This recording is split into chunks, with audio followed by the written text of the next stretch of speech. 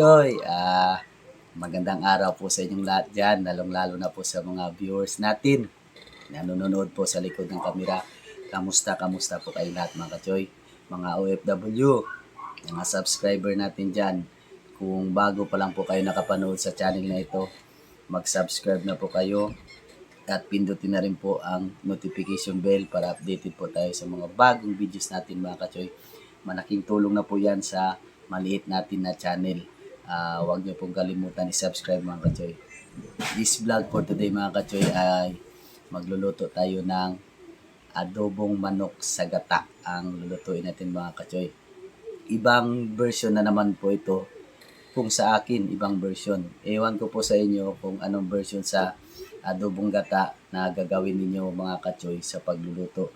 So meron tayo dito mga kachoy na gata sa unang tiga, tapos gagamit tayo ng pechay, sibuyas, bawang, tsaka siling haba, tsaka luya, tsaka talong, tsaka gagamit din tayo mga kachoy ng mantika, toyo, at tsaka asin. Gagamitan natin ng talong mga kachoy at tsaka pechay kasi ang iba, hindi nila nilalagyan ng pechay kasi ibang version kaya itong ginawa natin mga kachoy. Pero simple lamang to sa Bisayang gawain. So meron na tayo dito mga kachoy na manok na ginayad ko na po ito na pang adobo slice po talaga itong paggayad sa kanya.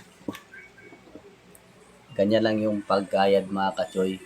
Parang adobo o sa sinabawang manok, ganyan lang din siya mga kachoy.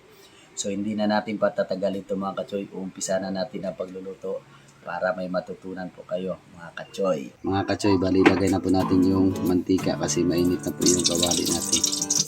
Kunti lang po ilagay natin mga kachoy. Lagay na rin tayo ng bawang.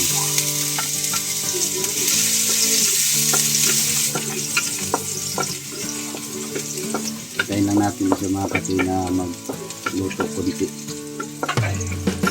Tapos ang sibuyas. Sama natin ang bawang, luya,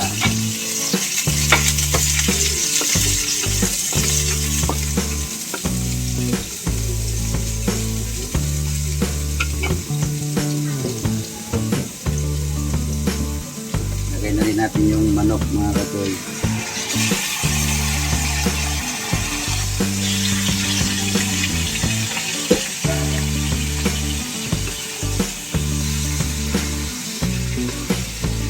Haluin na natin ito sa mga kachoy para manutsot talaga yung lasa sa loob ng manok natin na karne.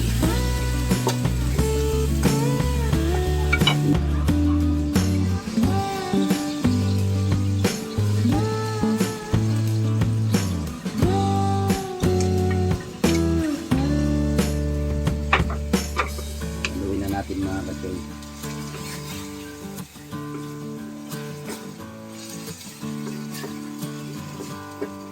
Yan.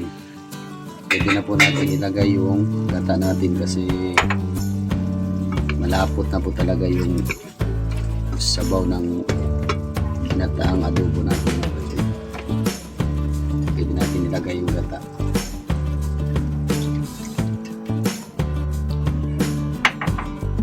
Haluin na natin ito sa mga kachoy.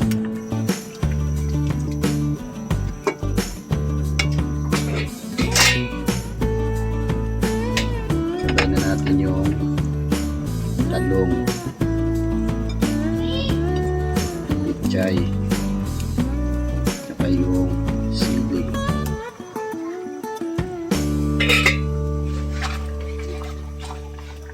Haluin na natin yan siya.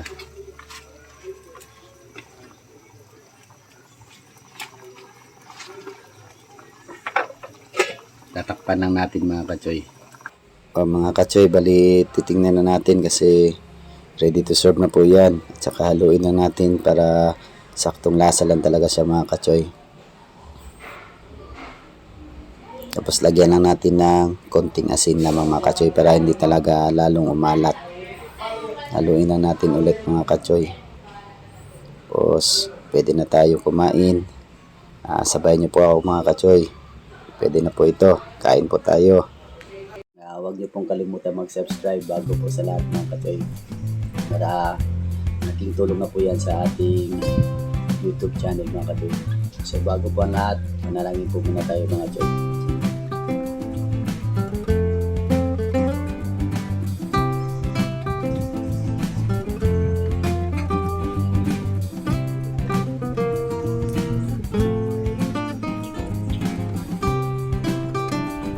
Amen. So, sabayan niyo po ako mga kachoy kumain. So, isaan natin mga kachoy.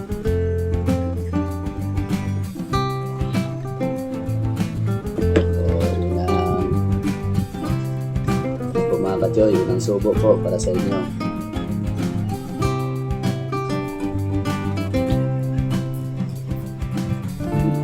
Sarap. Sakto yan talaga yung timpla yung mga kachoy. Pwede nyo rin itong gawin sa inyo.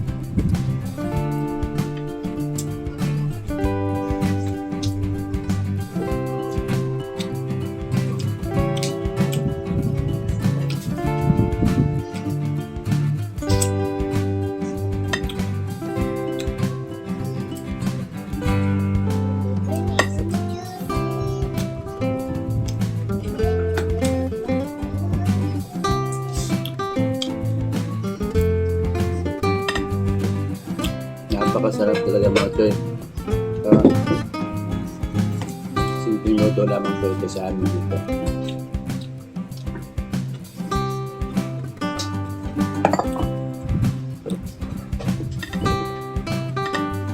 Comment lamang po mga kachoy kung ano po yung susunod natin na nilutuin at pwede natin kainin. Comment lang po sa baba mga kachoy.